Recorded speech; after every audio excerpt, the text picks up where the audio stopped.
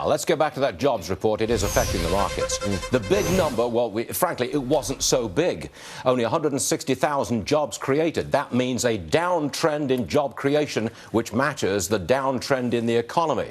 I don't know why we're showing you pictures of President Obama, but he popped up right there. What I want to see is Austin Goolsbee, all right, former advisor to President Obama. And there's the graphic, recovery roadblock. All right, Austin, welcome to the program. Good to see you again.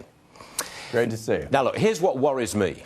We can't do much to arrest this slowdown in the economy in the short term. We may want to invest in education or infrastructure. It's not going to happen short term. And there's not much the Fed can do. That's what worries me. How do we arrest in the immediate future this downturn in the economy? That worries me, too. You know, I think this isn't a terrible number. It's definitely not a good number. It's kind of this mediocre, and we're still growing, but we're growing in this kind of 2% range, is a bit of a no man's land, and we can't rely on any other country to give us a boost because they're doing even worse. And now you add on top of it, the market's got a lot of fear and uncertainty coming from the Donald Trump nomination. We're going to get a lot of political uncertainty going into November. I'm a little worried about this whole thing as well. Do you think the market might be a little bit worried about a Bernie Sanders nomination for the Democrats? I mean, that's frightening to investors now, isn't it? I'm sure it would scare them a lot. I think anybody who looks at the delegate math or knows anything about that realizes that's extremely unlikely. Now, President Obama, back in 2012, he promised to deliver 1 million new manufacturing jobs.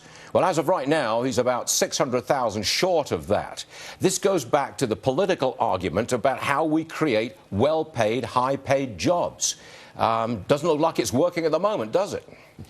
Well, I'd be a little careful saying that, Stuart. As you know, we've added, I think, about 9 million jobs over the course of this recovery. They haven't been as many added in manufacturing as they have been in healthcare and business services. And I think almost certainly that's for the twin punches of the dollar going way up and China, Europe, and emerging markets going down the tube. So a lot of our manufacturing's for export, and we just haven't had that much demand. Well, one real fast one. I've got the yield on the 10-year Treasury. Again, I don't want to be technical here, but that's a key interest rate barometer, all the way down to 1.73%. It suggests the economy really is slowing down.